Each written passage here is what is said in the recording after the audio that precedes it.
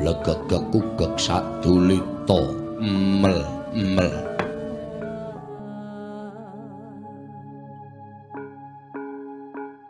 Kan, musuh agama, biasanya agama lainnya.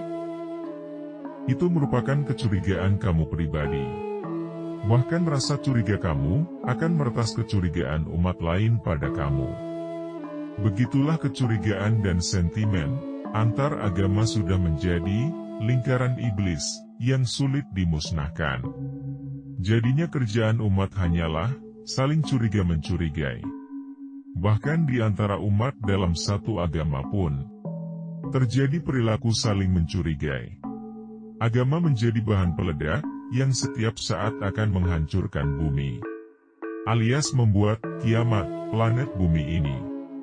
Tak ubahnya agamalah yang menciptakan neraka bagi manusia. Kenapa bisa begitu, Mo? Karena agama keluar dari misi sucinya, yakni menebarkan kedamaian, ketentraman dan kebaikan bagi alam semesta dan seisinya. Agama juga lebih mengutamakan kampanye, dirinya lah yang paling benar. Apa salahnya, dan apa masalahnya, Romo? Salahnya, bukankah kebenaran itu perlu kepastian? Seperti ilmu pasti, dan berbagai disiplin ilmu pengetahuan, teknologi dan sains. Itu barulah kebenaran pasti, yang real. Sementara agama merupakan sistem kepercayaan, atau keyakinan. Loh, dalam ajaran agama, kan ada beberapa kejadian dan sinyalemen, atau gejala akan suatu kebenaran, dalam realitas alam semesta. Sejak abad keberapa, kitab-kitab suci, semua agama itu ada?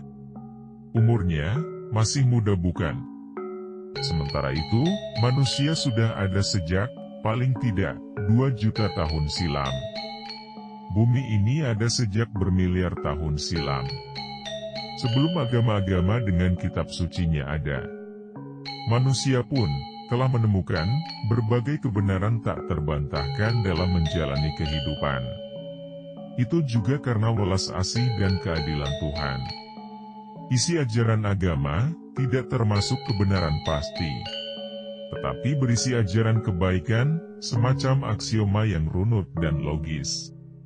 Namun bisa ditafsirkan dengan multi-interpretasi, sesuai kepentingan dan kemauan pembacanya.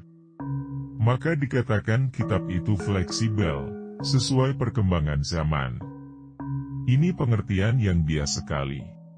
Alias, isi kitab, selamanya tak akan pernah bertentangan dengan penafsiran manusia. Karena sadar atau tidak, manusialah yang selalu berusaha, memaksakan diri, untuk menundukkan pola pikir dan persepsinya sendiri, agar sesuai dengan isi kitab. Itulah kebiasaan manusia selama ini, membiarkan kesadaran dirinya di dalam sangkar emas. Sementara, agama banyak mengajarkan tentang kegaiban.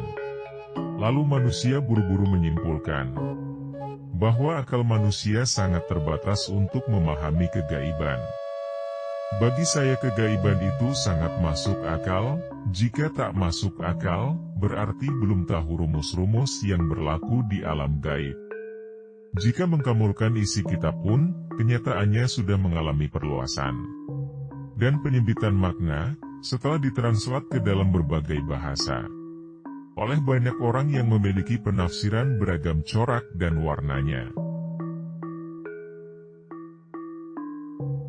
Apa buktinya, Romo?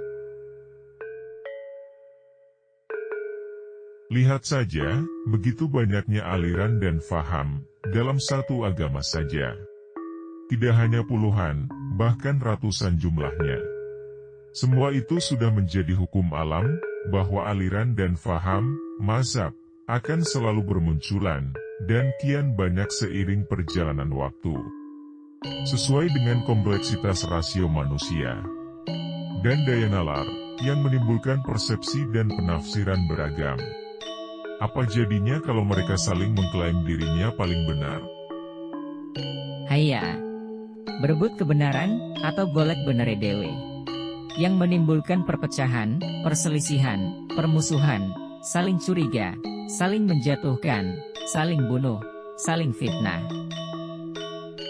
Betul kamu, Reng. Akar segala macam fragmentasi dan kehancuran di dalam satu agama tidak lain disebabkan oleh penafsiran, persepsi dan pemahaman setiap individu, pengikutnya. Dan akhirnya menjadi kelompok besar yang siap bersimbah darah demi kesadaran palsunya. Jadi, agar supaya agama turut andil menciptakan ketenangan batin, ketentraman, dan kedamaian dunia ini. Idealnya tak usah menekankan akan kebenaran dirinya, tetapi lebih mengutamakan kampanye untuk selalu berbuat baik kepada seluruh makhluk. Nah, kebaikan itu kan relatif, masing-masing orang punya penafsiran yang berbeda-beda akan nilai kebaikan itu. Apa patokannya? Sama saja kan? Harus kembali ke pemurnian diri, ke kitab dan sunnah toktil. Makin mumet, bingung aku. Pandanganmu itu terlalu menyempitkan realitas, kemahaluasan, hakikat Tuhan yang maha luas tiada batas. Idealnya, suatu perbuatan barulah menjadi kebaikan. Dengan syarat, tidak menerjang kodrat universe. Kodrat alam semesta. Nilai yang paling universal, dan tidak menabrak kodrat alam, adalah setiap perbuatan yang kita lakukan selalu didasari dengan rasa kasih sayang yang tiada bertepi. Rasa welas asih kadiu samudro tanpa tepi. Welas tanpa alis, kasih sayang yang tulus, tanpa pamrih. Kecuali berharap, saling memberi dan menerima kasih sayang, kepada dan dari seluruh makhluk dalam jagat raya ini. Tamat. Semoga konten ini menjadi pelajaran untuk aku, kau, dan kita semua. Wahai ahli kitab, janganlah kamu melampaui batas dalam agamamu. Slow waleswai, ngopi, ngudut disek, ben ora salah paham dari paham.